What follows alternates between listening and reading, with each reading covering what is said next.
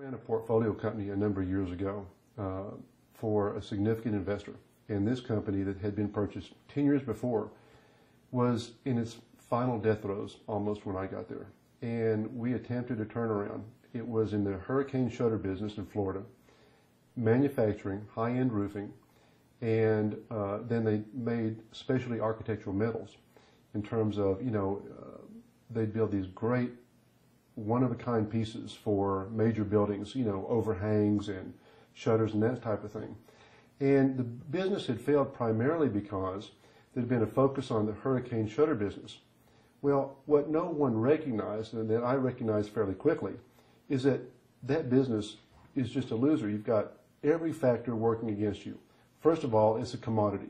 The guy with the lowest price wins. Second of all, they have high production costs. Then, on top of that, you're dealing with a complete unknown, Mother Nature. Nobody can control Mother Nature. And consumers, guess what? They're pretty smart. If there's not a hurricane, they're not going to buy hurricane shutters. It's the last thing on their mind.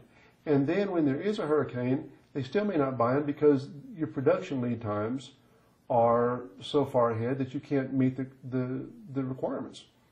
So consequently, I just looked at that business as a loser.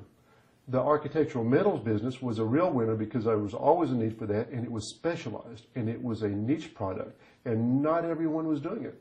And then there was a high-end roofing business where they were putting these beautiful metal roofs on $3 and $4 million homes, on buildings at CENTCOM, on 30-story skyscrapers. That was a great business too.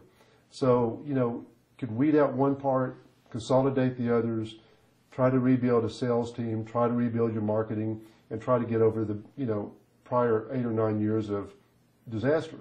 Unfortunately, 2008 hit, and the company was just too far down the road to make any significant strides. But that company didn't have to find itself in those straits.